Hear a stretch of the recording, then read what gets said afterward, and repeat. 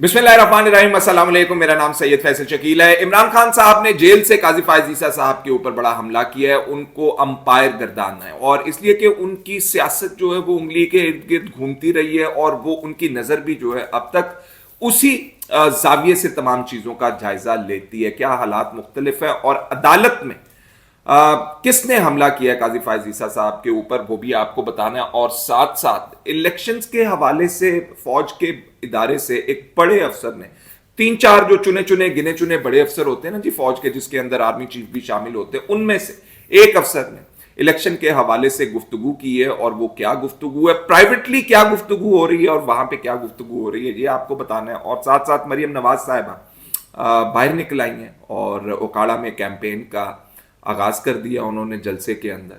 और उनको मैं कहता हूं कि ये मुस्लिम लीग नून की सिपा सलार हैं। क्यों है वो भी आपको बताऊंगा, और वो क्या कह रही हैं वो भी आपको अभी ब्रीफ करता हूं। तो पहले इमरान खान साहब गैर रस्मी गुफ्तगू करते हुए आज रिपोर्टर्स से जेल से उन्होंने काजी फायज ईसा साहब को डिक्टेटर कह दिया। यानी कि वो जल बाजवा उनके अंपायर होते थे तो वो गिज्जे, पंजाबी में कहते हैं ना गिज्जे हुए, उनको आदत हुई है उसी सियासत की। और काजी फायज ईसा साहब को भी उसी नजर से देख रहे हैं और कह रहे हैं कि इन्होंने मेरे साथ बड़ा बुरा किया, नो बॉल दी, और ये जो है एस्टेब्लिशमेंट के बिहेस्ट के ऊपर या बिहाफ के ऊपर इन्होंने मेरी पार्टी का सिंबल मुझसे छीन लिया, ये कहना है उनका।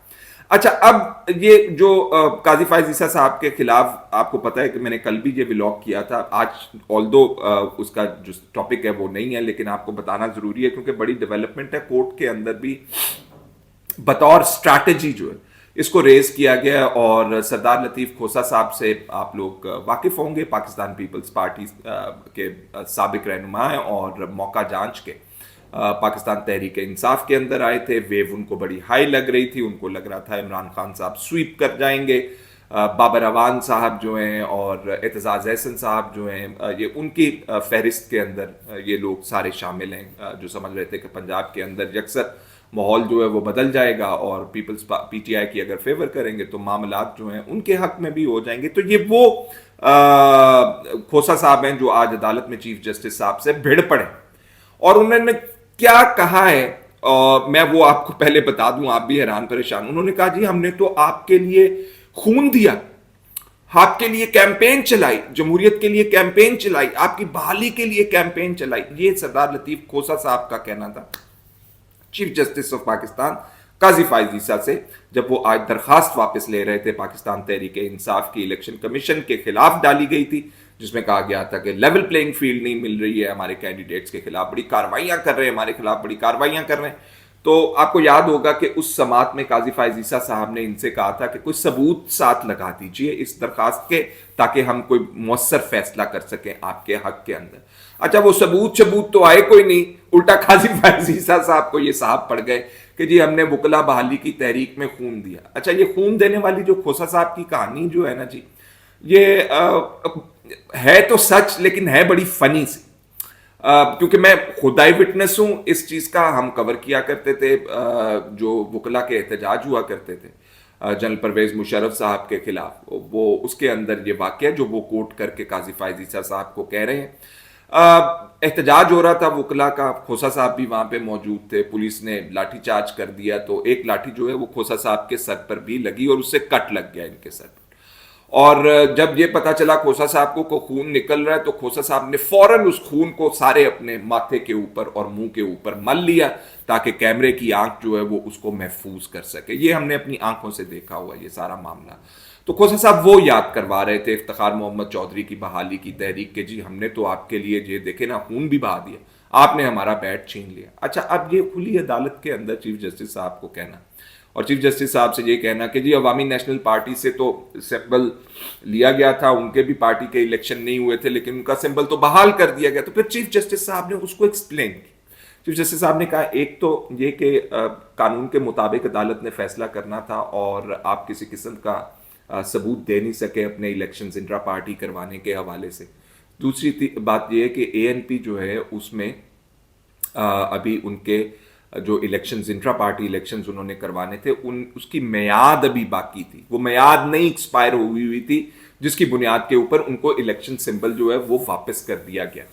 تو کھوسا صاحب کے خیر یہ بات سمجھ میں نہیں آئی، اس کے بعد بھی انہوں نے باہر نکل کے بھی بہت زیادہ واویلا کیا قاضی صاحب کے خلاف کہ مار دیا، یہ قاضی صاحب نے ہمیں مروا دیا، ہم جو ہے وہ مقابلہ کریں گے، عوام کے اندر مقابلہ کریں گے. ٹو فولڈ جو ہے نا جی، یہ دو دھاری تلوار ہے جس کے ساتھ یہ کھیل رہے ہیں. ایک تو یہ کہ قاضی فائز عیسیٰ صاحب کو گدھا کیا جائے، دوسرا اس سے بینیفٹ یہ ڈرا کر رہے ہیں کہ لوگوں کے اندر میسج یہ کنوے کیا جائے کہ چیف جسٹس بھی ہمارے خلاف ہو گیا. اور الیکشن کی آمد سے پہلے آپ کو پتہ ہے کہ بڑوں کو سیاسی پارٹیاں جو ہیں وہ نشانہ بناتی ہیں. تو قاضی فائز عیسیٰ جو ہیں وہ پہلے سے ایک پنچنگ بیگ تھے، اور اب تیسری دفعہ پھر ان کو پنچنگ بیگ بنایا گیا اور ان کو اسٹیبلشمنٹ کا آدمی کہا گیا ہے. اور میں آپ کو بتا دوں قاضی فائز عیسیٰ صاحب اس طرح ہیں جیسے water and oil doesn't mix with establishment, کیونکہ ڈسے ہوئے ہیں اسٹیبلشمنٹ. فیض صاحب نے جو کیا ان کے ساتھ وہ سب کے سامنے. اچھا جنرل فیض صاحب کا معاملہ ذرا آیا، جنرل باجوہ صاحب کا معاملہ ذرا آیا، تو اس کے حوالے سے آج عمران خان صاحب سے سوال کیا گیا جیل میں کہ جنرل باجوہ کا تو بڑا نام لیتے ہیں آپ، جنرل فیض کا کبھی آپ نے نام نہیں لیا، ان کو آپ نے اپنے پروں کے نیچے رکھا ہوا. تو عمران خان صاحب نے جان بچائی اپنی، کہہ کے تو آرڈر تو باجوہ ہی دیتا تھا نا، اگر فیض کچھ میرے خلاف کر دیتا تھا یا پارٹی کے خلاف کرتا تھا تو پھر کیا ہو گیا، اوپر سے فیصلہ آتا تھا. اچھا اب یہ ایک ملاقات ہے جی الیکشنز کے حوالے سے جو میں آپ کو کہہ رہا تھا کہ بریف کروں گا، اس کے اندر بھی باجوہ صاحب اور جنرل فیض صاحب کے حوالے سے فوج کے اس بڑے افسر سے پوچھا گیا کہ یہ کیا ہو رہا تھا عمران پروجیکٹ کے حوالے سے. وہ میں آپ کو ابھی بتاتا ہوں، لیکن میں نے اس سے پہلے آپ کو بتانا یہ ہے کہ یہ جو تمام تر معاملات ہیں الیکشنز کے حوالے سے، اس کے اوپر بہت زیادہ ابھی بھی شکوک و شبہات، مباحثہ، بحث جو ہے وہ ہو رہی ہے. ابھی 2 دن پہلے میں ایک ملاقات کے اندر تھے جہاں جرنلسٹ بھی تھے اور آسمہ شیرازی صاحبہ تھیں، اعزاز سید صاحب تھے، ابصار عالم صاحب تھے، عمر چیمہ صاحب تھے. تو وہاں پہ گفتگو ہو رہی تھی تو اعزاز صاحب کہہ رہے تھے کہ یار آج میں جس شخصیت سے مل کے آیا ہوں اس کے بعد تو مجھے لگ رہا ہے الیکشن نہیں ہو رہا. تو ہم نے ان کو دلاسا دیا اعزاز سید صاحب کو، ہم نے کہا کہ دیکھیے یہ بعض دفعہ جان بوجھ کے بھی خاص جو لوگ ہوتے ہیں وہ یہ اس طرح کی میسیجنگ کرتے ہیں کنفیوژن پھیلانے کے لیے. Elections are on track. تو وہ سینٹ کے اندر بھی آج وہ جو دلاور خان صاحب جو ہیں جنہوں نے الیکشن کے التوا کے لیے قرارداد ڈالی ہوئی تھی، وہ بھی آج سنجرانی صاحب سے پوچھ رہے تھے کیا ہوا ہماری درخواست کا، بتائیے، ہم نے کہا تھا کہ ہم نے تو بڑی جمہوریت کے حق میں قرارداد دی تھی اور وہ قرارداد یہ تھی کہ الیکشن نہ کروائے جائیں. تو اس کے اوپر الیکشن کمیشن نے جواب دیا. الیکشن کمیشن نے کہا ہے کہ جی الیکشن اپنے ٹائم کے اوپر ہوں گے، کر لو جو تسی کرنا. کون سے سینیٹر ہیں آپ؟ وہ جو مخصوص نشستیں اور مخصوص بیکنگ سے جو پارلیمان کے اندر آئے ہوئے ہیں وہ والے سینیٹر ہیں یہ جو کہہ رہے ہیں الیکشن میں التوا کر دے. بہرحال تو جو امپریشنز ہیں وہ میں آپ کو بتا رہا تھا، یہ منصور علی خان صاحب کی ملاقات ہے جس کے بارے میں کہا جا رہا تھا کہ یہ D G I S I کے ساتھ ان کی ملاقات ہوئی ہے اور ان کے بہاف کے اوپر انہوں نے جو ہے ولاگ کر کے میسج دیا ہے کہ الیکشن ہوگا یا نہیں ہوگا.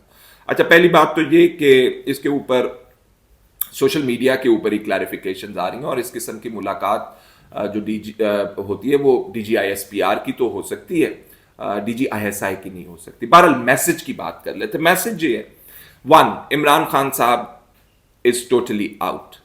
فیوچر میں بھی عمران خان صاحب کی سیاست جو ہے وہ نظر نہیں آ رہی ہے. سیکنڈلی میسج یہ ہے کہ الیکشنز جو ہیں وہ ہوں گے. اور تھرڈلی جس کے اوپر میں نے کہا تھا کہ میں ابھی آپ کو بات بتاتا ہوں وہ باجوہ اور فیض صاحب کے حوالے سے ہے. انہوں نے کہا کہ منصور علی خان صاحب نے کہا کہ ماضی میں یہ کون تھا عمران پروجیکٹ والے اور یہ کیا کر رہے تھے، کیونکہ انہوں نے کہا کہ جی فوج اب جو ہے وہ ان معاملات میں نہیں آئے گی، لوگ جو ہیں وہ ایکسرسائز کریں اپنا رائٹ ٹو ووٹ. بہرحال میری اس کے اندر اور مختلف رائے موجود ہے. بہرحال میں آپ کو رپورٹ کر رہا ہوں جو وہ کہہ رہے تھے. تو منصور صاحب نے کہا کہ جی پہلے کیا ہوتا رہا ہے، تو انہوں نے کہا جی کہ جو پہلے جو کرتے رہے، پہلے کون تھے؟ باجوہ صاحب تھے، فیض صاحب تھے اور جو ان کے ارد گرد جرنیل تھے وہ لوگ تھے. انہوں نے کہا جی وہ سیلف پروموشن کے لیے کرتے رہے، اپنی ترقی کے لیے کرتے رہے، اپنے ویسٹڈ انٹرسٹ کے لیے وہ جو لوگ کرتے رہے. عمران پروجیکٹ کو جو پروموٹ کر رہے تھے اور جنہوں نے اپنے فائدے اٹھانے تھے انہوں نے یہ کام کیا، اس لیے کیا اور بہت برا کیا اور اب یہ نہیں ہوگا. بہرحال الیکشنز کے حوالے سے جو خدشات اور معاملات تھے وہ میں نے آپ کے گوش گزار کر دیے. مریم نواز صاحبہ کا باہر آنا اچھا شگن ثابت ہو سکتا ہے مسلم لیگ نون کے لیے. اور آج انہوں نے کہا ہے کہ ایک دہشت گرد کو پارٹی کا سمبل کیسے مل سکتا ہے جس نے حملے کیے ہوں. اور اچھا امپریسو جلسہ جو ہے وہ انہوں نے کیا. اور مسلم لیگ نون کے اوپر یہ تنقید آ رہی تھی کہ ابھی تک نہ کیمپین ہے نہ مینیفیسٹو ہے, کی پارٹی ہے کی کرتے پہنے. تو اس میں کوئی انہوں نے 30 کے قریب کمیٹیاں بنائی ہوئی تھیں جنہوں نے مینیفیسٹو جو ہے لے ڈاؤن کرنا تھا پارٹی کا, وہ ہوا ہے. مریم نواز صاحبہ باہر نکلی ہیں, بڑے جوش و خروش سے لوگوں نے نعرے نورے مارے اور ان کو ریسیو بھی کیا ہے, بڑا کھڑاک کے ساتھ بولی ہیں, خوشی بھی ان کے لہجے سے نظر آ رہی تھی, ایک کانفیڈنس بھی ان کے مینر سے ریفلیکٹ ہو رہا تھا. لیکن گراؤنڈ کے اوپر جب تک آپ ان پرنسپل